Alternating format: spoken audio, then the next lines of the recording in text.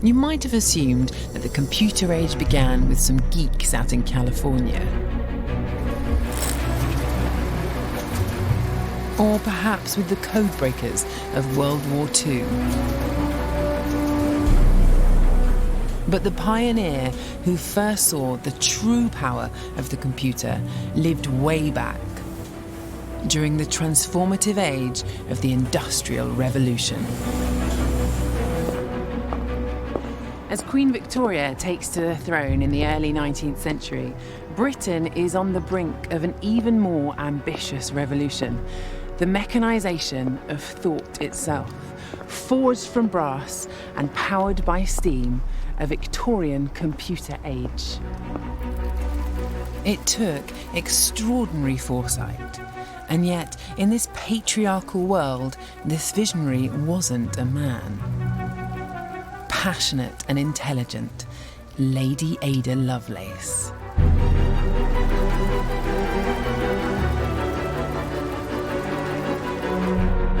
I'm Hannah Fry. As a mathematician, I want to find out how this 19th century lady prophesied the information age. How she published the first computer program as long ago as 1843. And how she nearly brought about a Victorian computer revolution. I want to rediscover the story of Ada Lovelace, the woman who dared to dream of a world of computers, and to uncover her role in a remarkable vision of the future.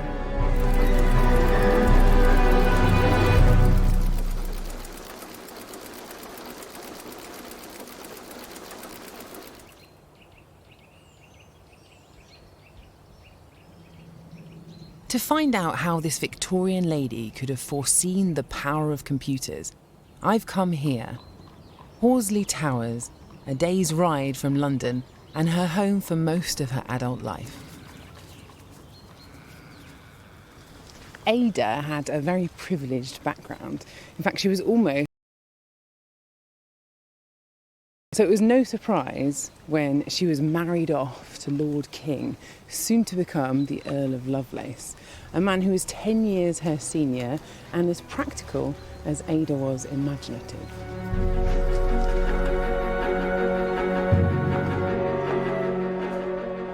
Dickens, Faraday and the inventor Charles Babbage were just some of their close acquaintances. It was a magical, exciting time. Two opposing cultures, science and romanticism, were colliding. My heroine thrived at the crossroads of both.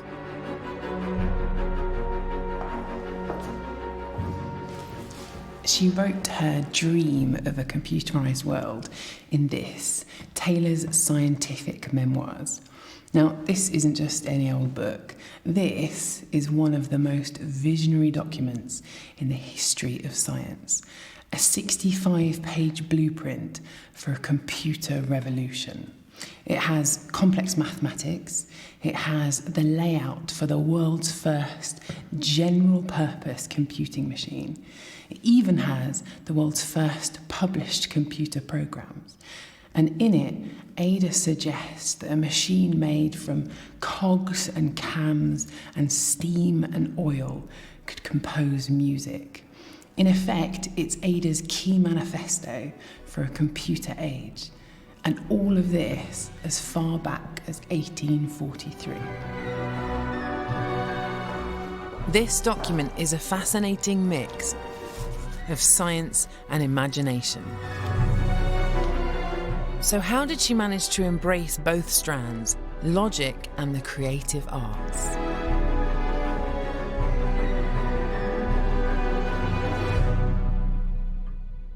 It seemed to me that there was one man at the epicenter of everything that Ada did.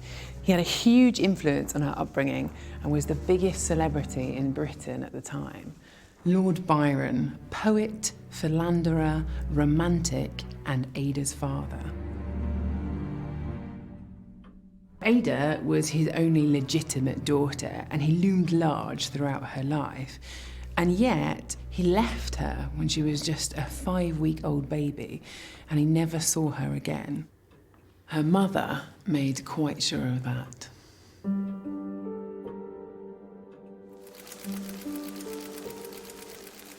Annabella Milbank and Lord Byron married in 1815, yet were poles apart. Annabella was mathematical and stiflingly conformist. Byron was free-spirited and cared little for numbers. The scandalous Lord Byron, as well as producing some of the most important written works of the 19th century, was famous for drinking out of a human skull, having a pet bear, and numerous affairs with both men and women. Now, one spurned lover, female, famously put it that he was mad, bad, and dangerous to know. Annabella and Byron's marriage lasted for a very long year before it eventually broke up acrimoniously. She kicked him out, covered his painting with a big curtain, and forbade Ada from ever looking at it, which must have been torturous for someone with as inquisitive a mind as Ada had. Annabella loathed her estranged husband and went about purging the young girl of any evidence of her father's personality. Volatile, poetic insanity, she called it. So she was looking for ways to try and protect Ada.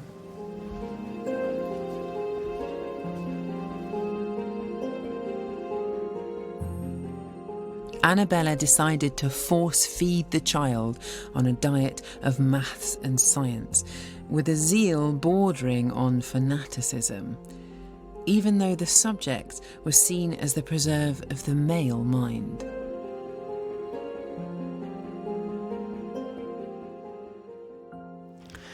Augustus de Morgan was Ada's main tutor and a brilliant mathematician in his own right.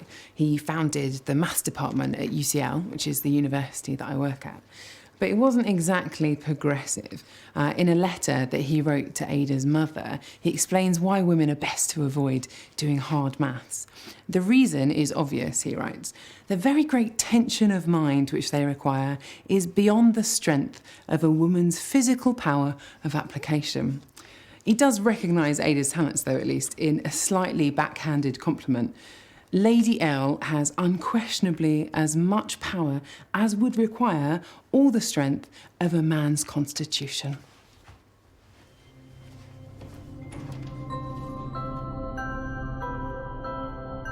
She studied voraciously.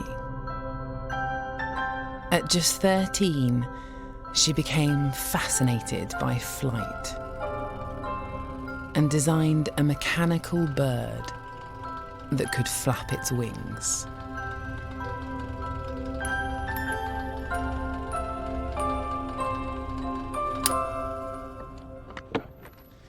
She was developing skills that were coveted in the Victorian age of engineering, inventiveness and scientific rigour. And by the young age of 17, she was ready to show them off.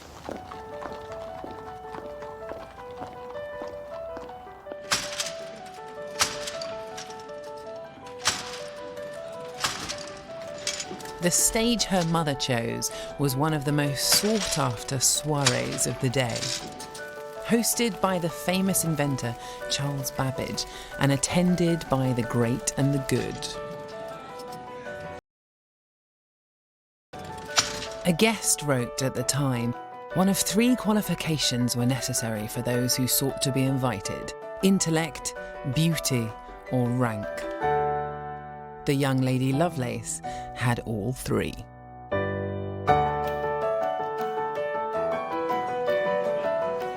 At the party, Babbage was keen to unveil a new creation to his select audience.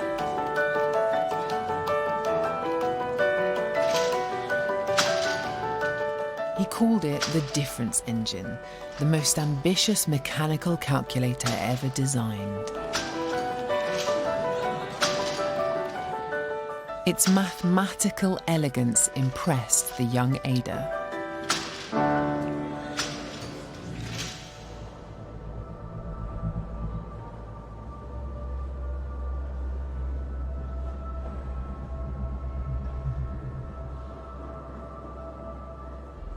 And this is the actual machine that Ada would have seen at Babbage's.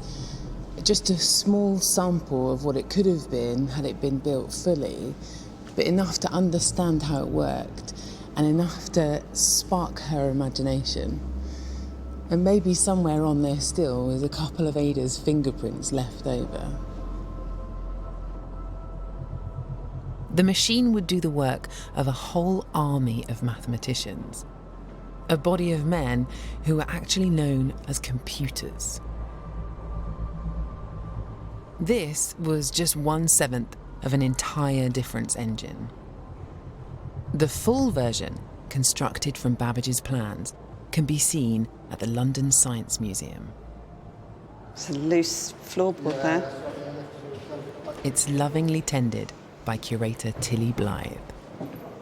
So for the first time that I ever see it, where should I be standing? I think it's nice to stand in the front so you can see the whole machine thing. working Okay. in harmony and have a real sense of it. Okay. But it's also beautiful from the back as well. Okay, So. okay. I'm genuinely excited about this.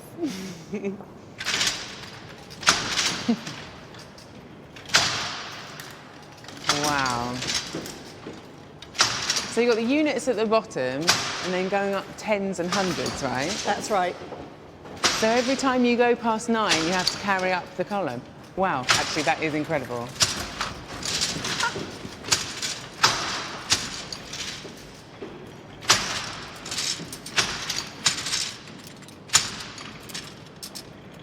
It must have seemed like mechanising thought itself, right? Yeah, they called it the thinking machine. So what does the machine actually do, Tilly? So the really incredible thing about this machine is it works using purely addition. It works using something called the method of finite differences. So this allows you to take any equation and work that through using an approximation, but using only addition. So in a way, I suppose this machine takes an equation, breaks it down to smaller and smaller and smaller and smaller pieces until you end up with something so simple it can be done by the turning of a cog. Yeah. Each one of those cogs is just doing addition to the next cog. Adding. Exactly. The method allows simultaneous work on a multitude of simple sums. Tricky for the human brain to keep track of, but perfect for the methodical workings of a machine. When each addition passes through 10, these hypnotic spirals carry the one up the column. And at the end, the difference engine automatically prints the answers into tables, removing the risk of human error.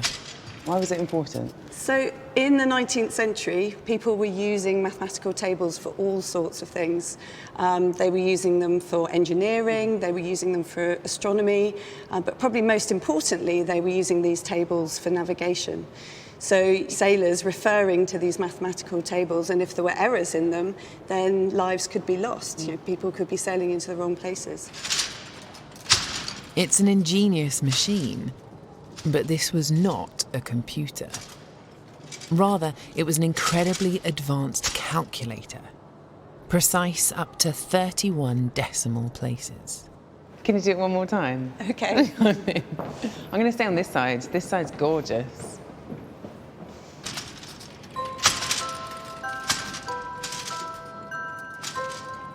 At the time Ada saw the difference engine, it was just a small demonstration piece.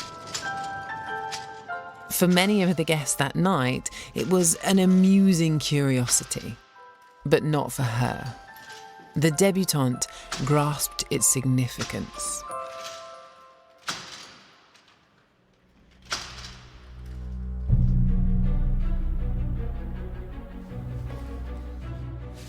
Wife of Ada's tutor, Mrs. de Morgan, wrote of the night, when most of the guests looked on with the expression that savages show on seeing a looking glass, Miss Byron, young as she was, understood its working and saw the great beauty of the invention.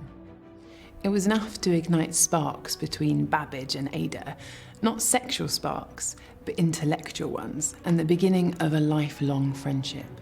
And Ada's excitement almost certainly gave Babbage extra vigour to push forward with his audacious plans.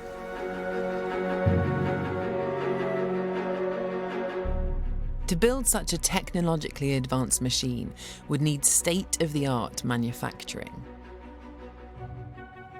The best engineer was hired to mill each of the 25,000 parts to exacting tolerances. It wasn't going to come cheap.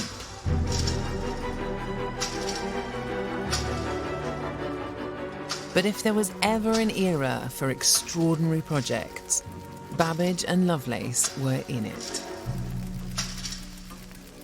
Brunel was engineering the Great Eastern Steamship.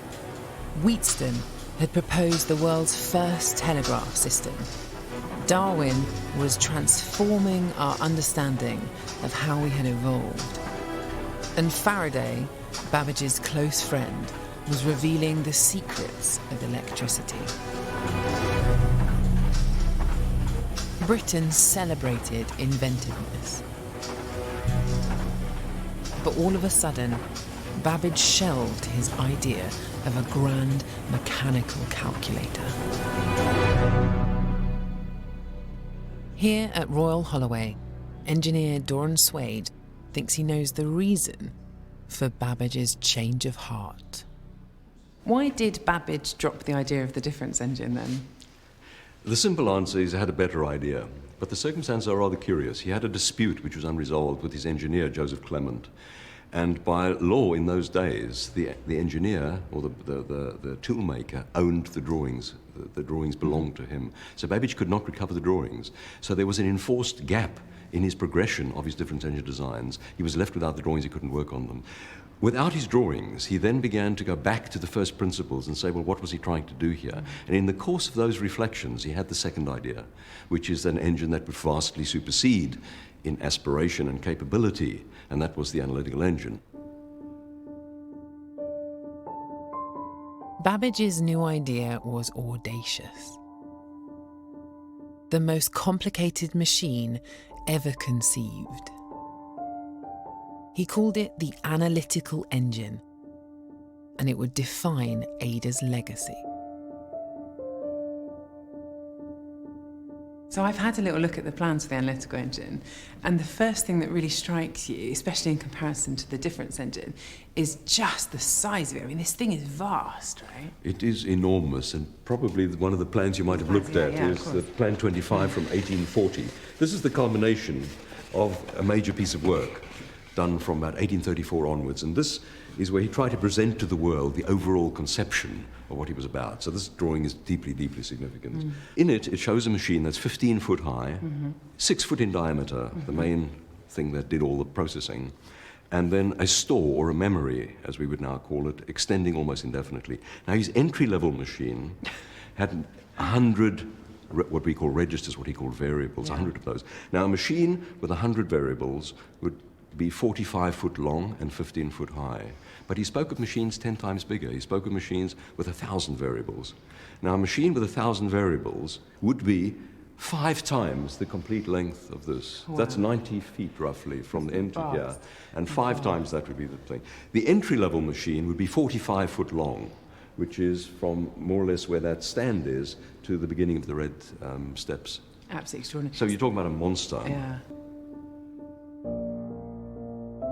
The analytical engine was so huge, Babbage designed it to be driven by steam. But what made it superior to the difference engine wasn't its size, but a small, ingenious detail.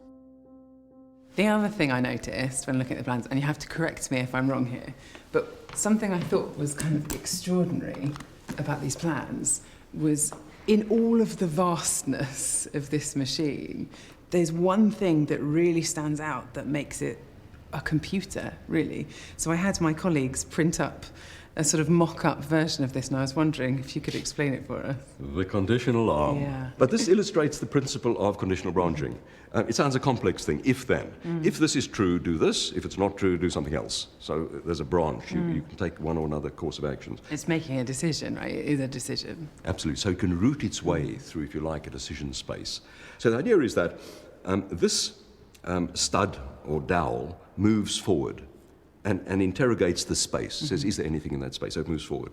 If this stud, the slug, is absent, nothing happens. It stops short and nothing happens. If this dowel is present, then that dowel moving forward will activate this lever.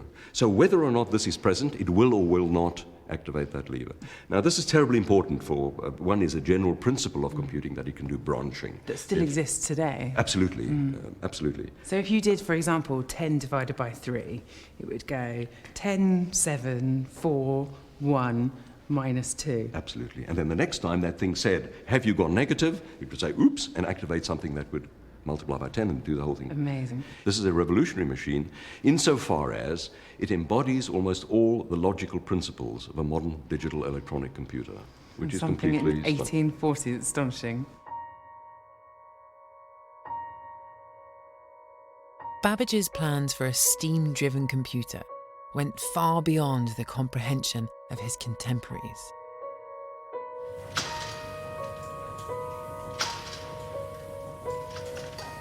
He dreamt that one day banks of such engines would industrialise the production of faultless mathematical tables, calculated from any number of different equations.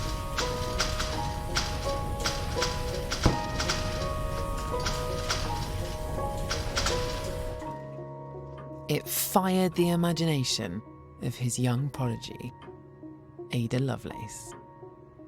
She threw herself into understanding the complexities of the machine and eventually began to realise, even more than Babbage himself, the full extent of what the analytical engine could actually think about. The mechanics, the hardware, were only half the story. The computer needed software if it were to be versatile enough to calculate any type of equation. And it was here that Lovelace would reveal her genius.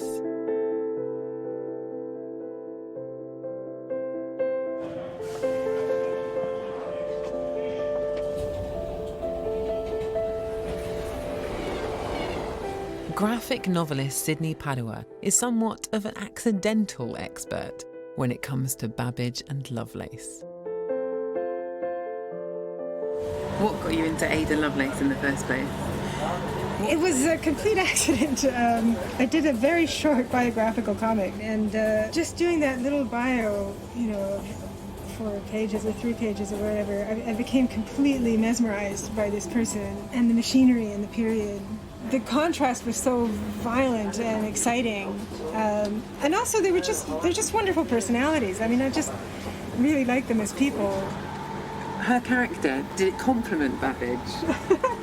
I mean, in a sense, they were very similar people. They were quite literal-minded. They were very headstrong, stubborn, independent. They knew what they wanted.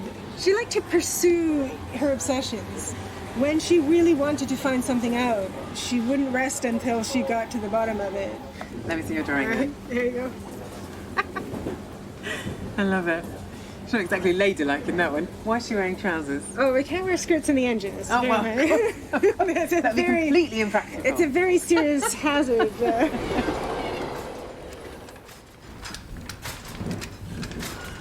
Not one for hanging around, Ada went on a tour of the cotton mills of the north of England immediately after Babbage showed her the plans. She came to see this. The Jacquard loom. A state-of-the-art device that automated the weaving of patterned silk. Babbage had an idea to repurpose the technology to instruct his new analytical engine.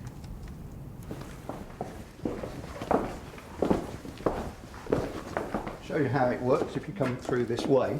You may like to stand over there, get a good view. Now, very simply, the Jacquard is up the top and it's selecting which string. You'll hear a clunk up the top, but you'll see these strings lift up. Okay.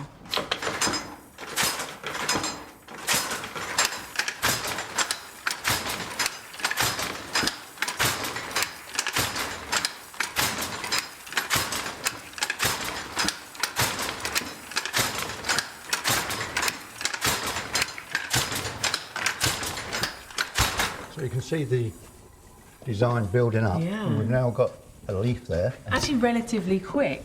Yeah. Quicker than I was expecting. The jacquard mechanism meant complicated patterns could be manufactured by unskilled workers, by a series of punch cards. The punch card goes on top, and each of these lines up with a little pin. Hole, the pin just goes right through. No hole, the pin is pushed. Okay. So if you push it down, then you'll see, according to the pattern of the cards, some of the little levers will go and some won't. So now, suddenly, whatever was on the card has been translated into these hooks moving up and down. Yeah. So that difference then, hole, no hole, is the thing that causes something to happen back here. Yeah, it's a kind of binary. This was the height of technology in a fast modernising world. What do you think people were making of these machines at the time? How did they feel about them? I think a lot of people found them quite unsettling. If you kind of read period descriptions of it, you know, they sound a bit nervous about it. Where might this lead? You know, this is where you start seeing people comparing humans to automata. It does everything automatically. It turns automatically. It selects all the threads automatically. Almost like it's making decisions. Yeah, exactly. I mean, the machine is literally selecting the threads. The automation of skilled labour was controversial. A group of textile workers, known as Luddites, protested the technology would steal their jobs. Ironically, Ada's father, Lord Byron, was a vocal supporter of their movement. She had no such worries, but saw how the punch cards could work with Babbage's new analytical engine. The punch cards bring in this element of choice, actually. The power is in whoever programmed the cards. Ada was fascinated by the men making the cards. They were translating complicated patterns, such as a flower petal, into a simple language the loom could understand. Hole, no hole, the world's first binary machine code.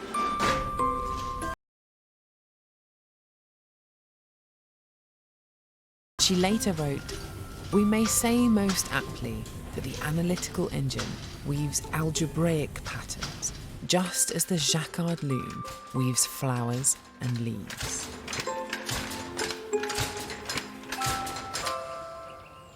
Her enforced scientific upbringing was paying dividends. If Ada's early education, sometimes cruelly by her mother's wishes to purge her of her father's poetical madness, then Ada's 20s was fired by mathematical ambition. She once told her mother that she wanted to compensate for Byron's misguided genius. In fact, she said, "If he has transmitted to me any portion of his genius, then I will use it to bring out great truths and principles." So, over the next 10 years, as well as getting married and having 3 children, she used her intellect to absorb and uncover the maths needed to demonstrate the abilities of the analytical engine. She also started to grasp what Babbage's engine might be truly capable of. The problem was, her relationship with Babbage was not equal. He was the lecturer and she the student. Then, in 1842, she got a chance to turn the tables. Babbage was woefully inadequate at promoting his machine. And in fact, much of what we know about the analytical engine comes from this key book. It started with Ada's translations of the writings of an Italian military engineer after he attended one of Babbage's rare lectures. And it's entitled Article XXIX, Sketch of the Analytical Engine invented by Charles Babbage, Esquire, by L.F. Menabrea of Turin, officer of the military engineers. Luigi Menabrea's notes were impressively detailed. But, like Babbage, he limited the capabilities of the engine only to mathematics, making for a tough read. It must have driven her mad.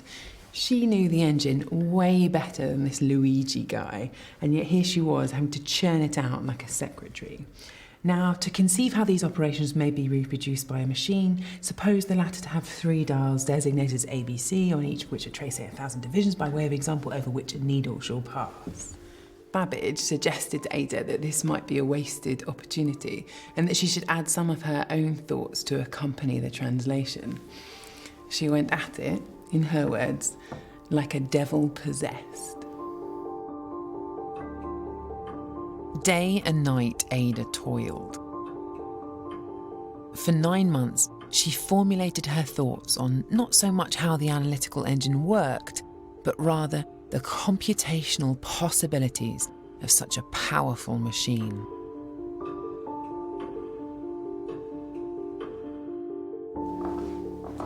Ada's notes ended up being twice the length of the original, and there are even some moments where she seems to be addressing Babbage directly. She talks about the use of the punch cards and even gives some examples of configurations. And here she even writes a program for how to create Bernoulli numbers. Now, Bernoulli numbers are a sequence of numbers that are important in mathematics, but what Ada's done is written almost a recipe for how to make these numbers, a series of step-by-step instructions that can be read by the engine. At the age of 27, Lovelace had articulated the language that could instruct the machine to weave her algebraic patterns.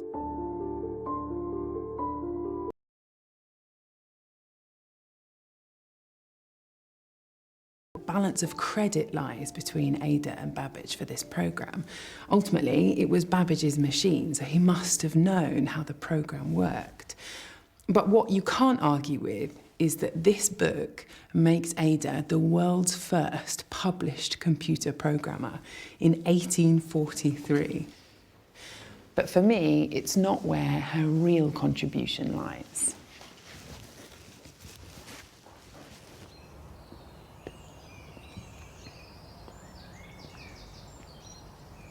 Her notes show Ada was understanding how to unlock the full potential of a computing machine.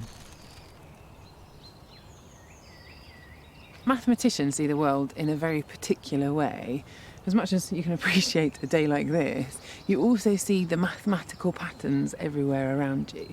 Everything from the movement of the sun in the sky to the surface tension in the ripples on the water and the fractal nature of the trees.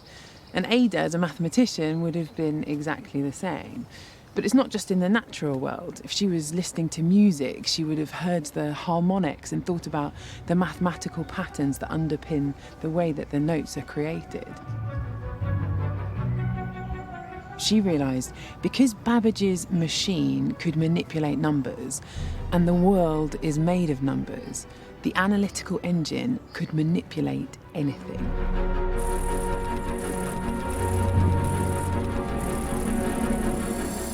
Ada had this leap of imagination that saw the machine as way beyond just a calculator.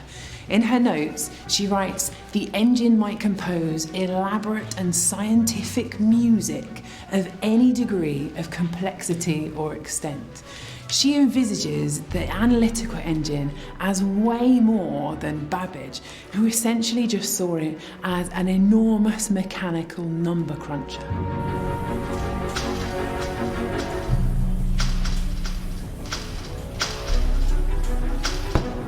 Where Babbage just saw numbers, she also saw music.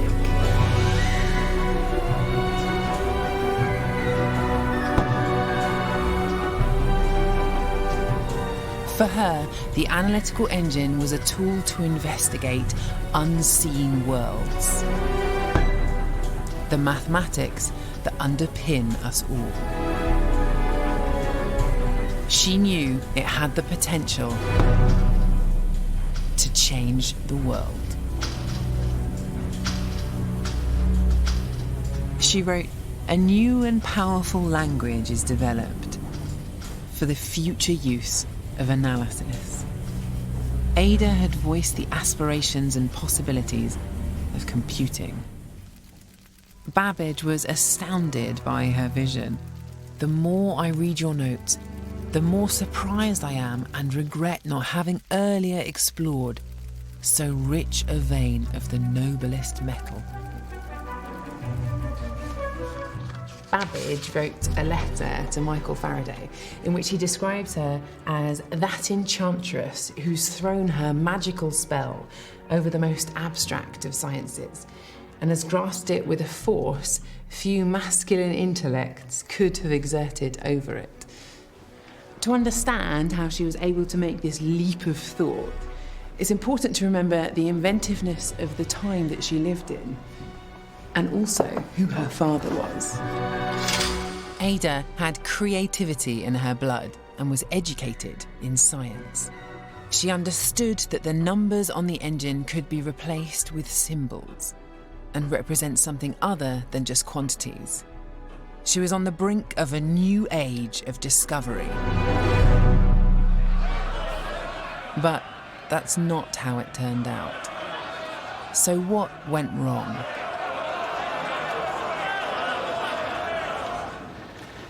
To really prove the concept of a computerised world, money needed to be raised to build the analytical engine. But that wasn't going to be easy with Babbage in control. He'd already been given a considerable sum of government money to build his previous machine, and yet he delivered no engine nor any change from the £17,000 that they'd given him, roughly the cost of 2 Royal Navy warships at the time. There was much disquiet in Parliament over the apparent waste of government money. None of this was helped by Babbage's irascible personality. He could be a really difficult man and was constantly getting into arguments with politicians over money. After one particularly ferocious row with the Prime Minister at the time, Robert Peel, Peel made his thoughts known in a letter. "What shall we do to get rid of Mr. Babbage and his calculating machine? It would be worthless as far as science is concerned." With Babbage at the helm, it looked like the analytical engine.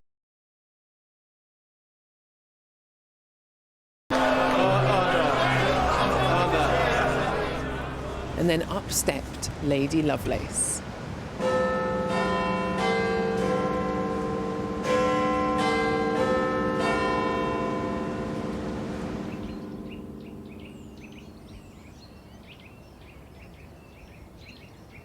Ada had a plan to get the analytical engine funded. She knew that she was famous, eloquent, frighteningly bright, and the only person in the world that had recognised the full potential of the engine, not just for science, but for the empire. Her proposal to Babbage was going to be a sensitive subject. In a letter dated 14th of August 1843, after a few platitudes, she broached it. I must now come to a practical question respecting the future. Would there be any chance of you allowing myself to conduct the business for you, your own undivided energies being devoted to the execution of the work? Basically, you stick to building the thing because you're a liability when it comes to getting it made. You will wonder over this last query, but I strongly advise you not to reject it. Her somewhat presumptuous tone reflects the passion she felt for the engine. Writing her notes had revealed the possibilities of a wondrous future, one she was desperate to bring to life. But it appears that Ada had crossed the line with Babbage. He refused all of her conditions and any relinquishment of control. He said no.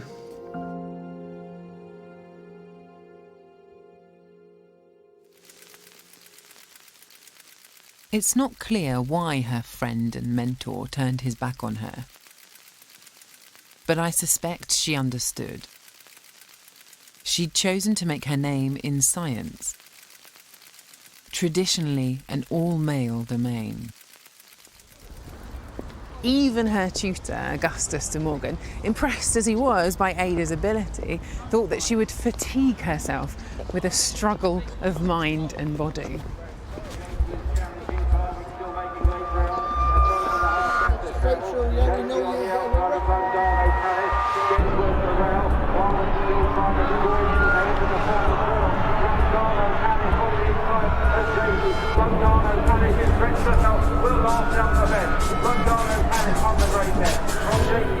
It's likely that Babbage assumed that if he couldn't raise the money, then Lovelace certainly couldn't. Women in Victorian society were not seen as equals.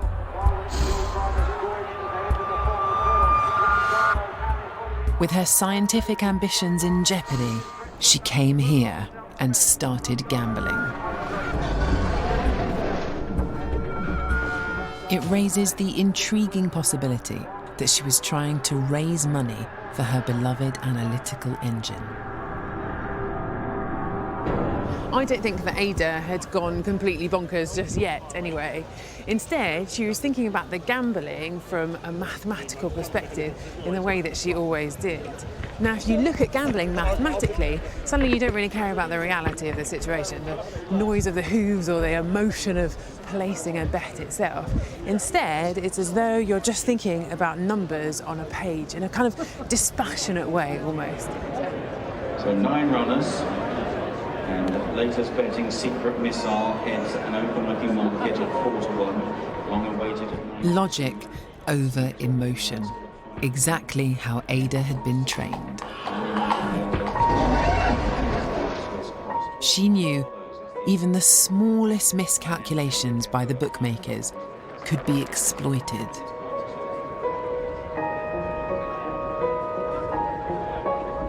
She was gambling. Her maths was better than theirs.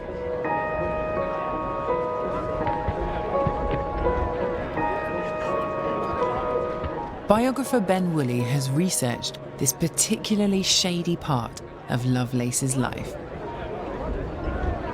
What are your odds? 8 to 11. 8 to 11. Yeah. So that means that if you put, well, you put a fiver on, you're going to be getting £8.64. Christopher Marlowe, I think. Hello, can I have a fiver? Oh no, fiver on Christopher Marlowe. £5 win number 1, Christopher Marlowe. There's your ticket, darling. Thank you very much. What does he even look like? This is exactly what you shouldn't do if you're a manager, just pick a horse based on its name. Yeah, I know. Well, that's the element of risk. Well, it's good fun anyway.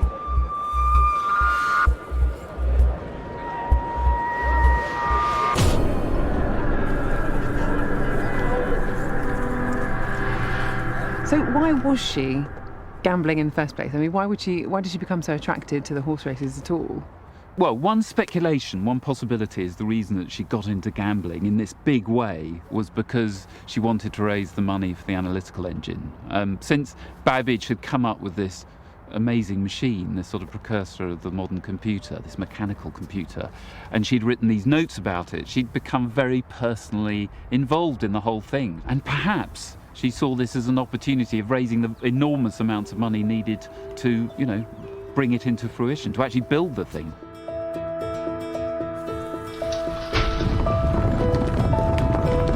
And they're off and raising.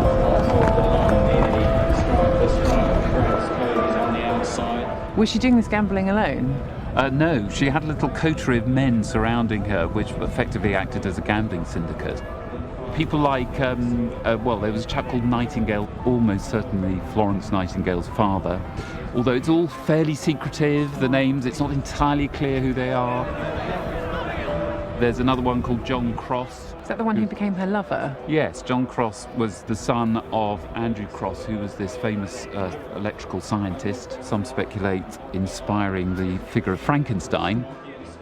They provided the money because she didn't have access to the money herself. But she was quite a wealthy woman, though, wasn't she? She wasn't a wealthy woman in the sense that she didn't have control over her own money. Her mother had arranged that she didn't get her hands basically on the family fortune. The success of the analytical engine might have been resting on the results of these horse races. Go on, Christopher Marlowe! He's so chilled out!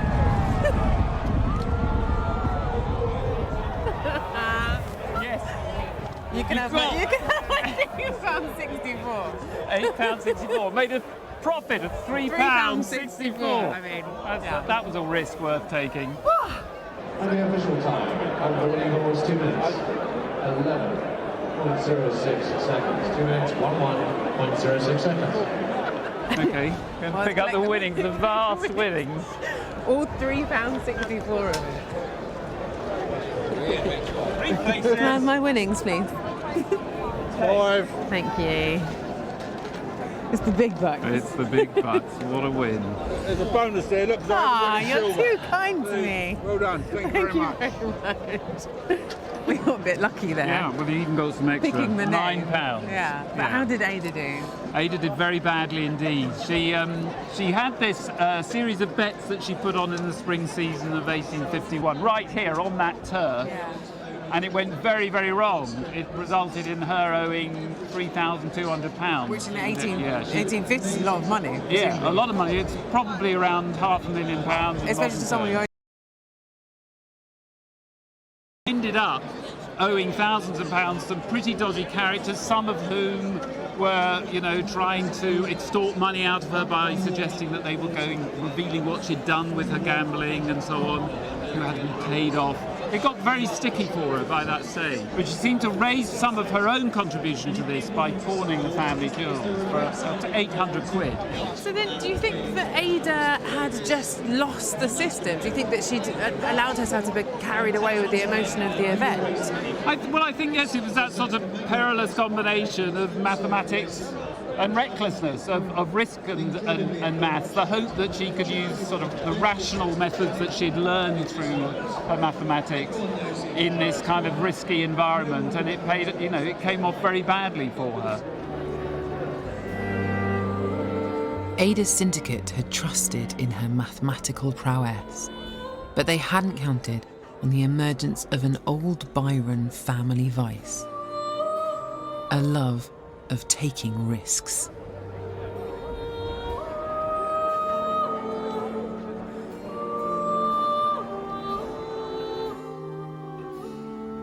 Her demise was swift. She'd worked hard all her life, a woman in a man's world. Now, just 10 years after writing her manifesto for a computer revolution, her dream was slipping away.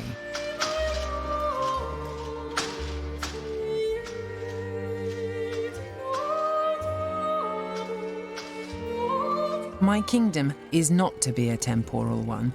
Thank heavens, labour is its own reward. And it is perhaps well for the world that my line and ambition is over the spiritual, and not that I have taken it into my head or lived in times and circumstances calculated to put it into my head to deal with the sword, poison and intrigue in the place of X, Y and Z. That brain of mine is something more than mortal, as time will show. The devil's in it if I've not sucked out some of the lifeblood from the mysteries of this universe.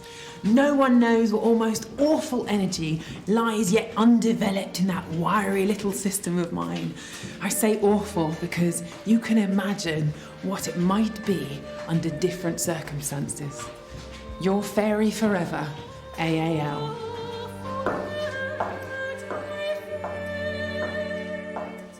Ada remains supremely confident of her abilities.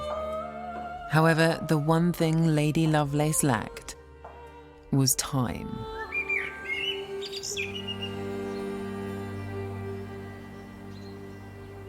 In 1852, Ada fell gravely ill.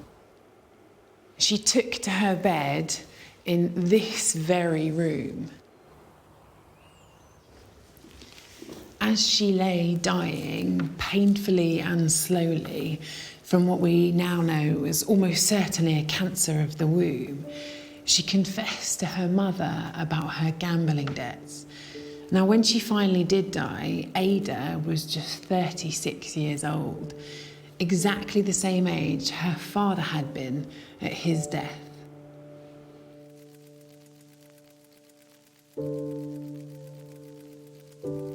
Her life had been full of regret. Her determination to rise from the shadows of her father had seemingly come to little. Her extraordinary manifesto was largely forgotten. Even Babbage rarely talked about it.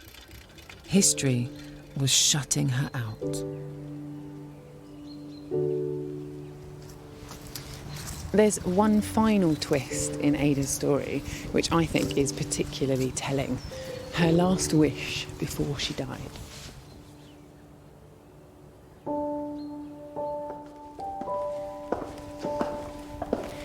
Against her mother's will, she insisted on being taken miles away from her home.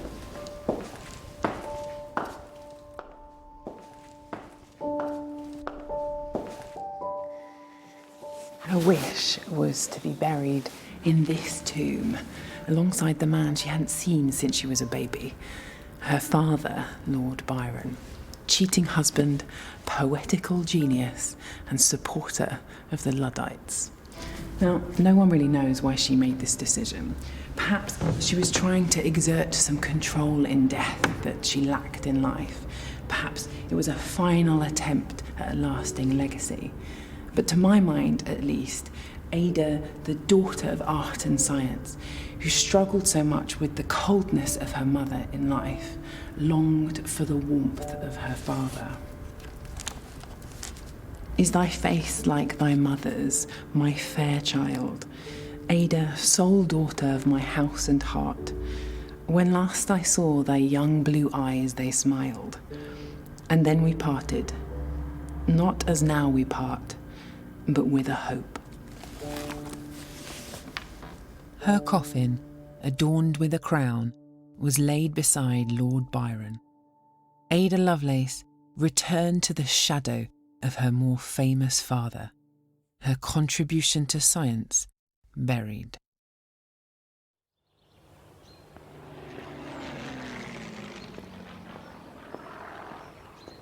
It took over a century for her genius to be resurrected.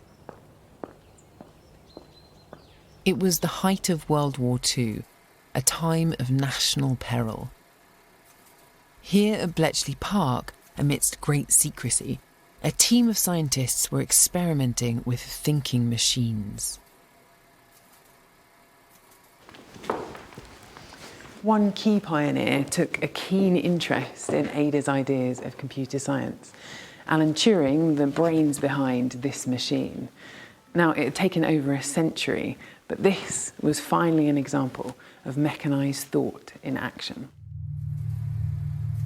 Turing was fascinated by how a machine could be made to understand and act upon instructions, just as Ada had been 100 years earlier.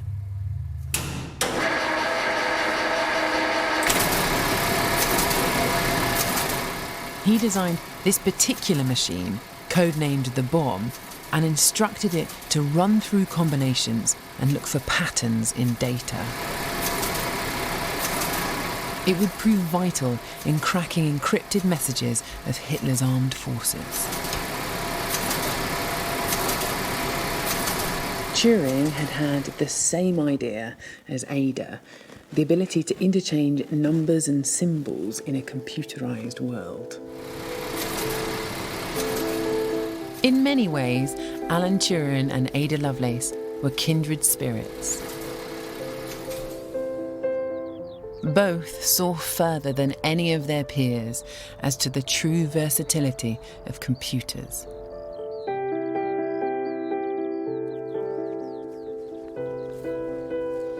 Turing did his early work without having seen Ada's notes, but he came across them in the 1940s. Now, that must have been an amazing moment, almost like a dialogue between two like-minded people across history. Now, Turing wrote about Ada's work and her far-reaching ideas, and it's thanks to him that she's become known as a pioneer of computers.